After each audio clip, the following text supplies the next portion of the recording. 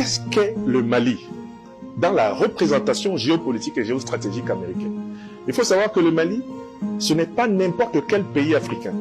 C'est le pays qui avait été à l'origine choisi par les États-Unis pour accueillir l'Africom, le commandement militaire impérial américain pour le continent africain.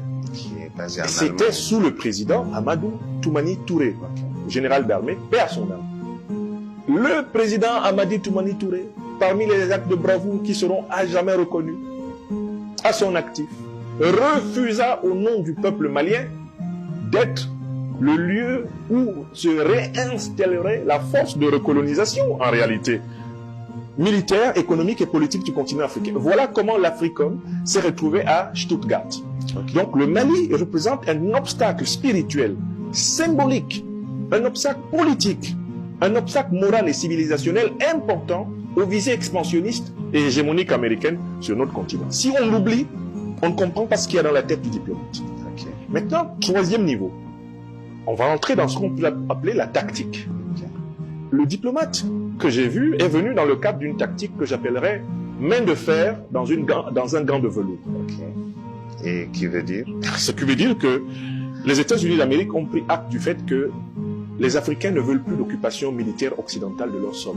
Et c'est le Mali qui est le pays qui a lancé de manière spectaculaire le mouvement du démantèlement des troupes impérialistes occidentales du sol africain. C'est grâce au Mali que le Burkina Faso, par la suite, s'est aussi levé. C'est grâce au Mali et au Burkina Faso que le Niger s'est levé, que le Tchad s'est levé, et que l'Afrique entière demande aux Américains, aux Européens, de sortir leurs militaires de notre sol. Ça, c'est une aspiration qui est massive. Si vous menez un référendum, si vous menez un sondage, quel que soit le pays africain concerné, le départ des troupes occidentales du sol africain est une exigence non négociable de l'opinion. Mais c'est grâce au Mali. Alors donc, du coup, si on conteste cette aspiration fondamentale de notre peuple, on va se retrouver avec une mobilisation continentale immense. Le choix a été donc de souffler le chaud contre certains et de souffler le froid contre d'autres, dans l'espoir d'avancer masqué. Dans le cas de la diplomatie américaine, elle bombarde le Nigeria, mais elle dit aux pays de l'AES, nous aimerions entrer avec vous dans une coopération pacifique. Comment peut-on croire en une coopération pacifique de la part d'une puissance qui utilise ses bombes, soi-disant pour défendre des chrétiens, mais en réalité pour contrôler le pétrole? D'une puissance qui est en train d'installer un dispositif massif. Là, par exemple, elle est de retour sur le sol au Nigeria. Elle est présente sur le sol au Ghana.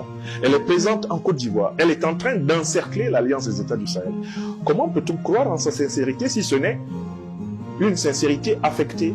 Le temps pour elle de développer le dispositif otanien de prise en tentacule de l'Alliance des États du Sahel. En tant que géopoliticien et géostratège, je n'ai aucune, mais je vous dis aucune espèce de confiance dans la démarche apparemment positive de la diplomatie américaine envers l'AES. Cette démarche est une tactique. Le temps de se préparer à porter à l'alliance qui porte l'espérance des Africains l'estocade finale. La preuve. Les principales organisations terroristes que nous avons sur le continent sont nées des renseignements généraux occidentaux en général, américains et moyen-orientaux en particulier. L'actuel président américain, Donald Trump, en 2016, a affirmé, je cite, « L'État islamique a été créé par l'administration Obama-Clinton ». Comment peut-on prétendre nous aider à combattre les terroristes? Mais dans ce cas, est-ce que ce n'était pas des visées politiques? Pas du tout, c'était des faits. C'est deux camps qui sont différents. Mais, cher monsieur, ce sont des faits. Vous êtes un historien de l'instant. Vous savez ce qui se passe sans doute au Sénat américain en janvier 2025. Les révélations de Mme Tulsi Gabbard, l'actuelle chef de l'agence américaine de renseignement. Elle a sorti les documents.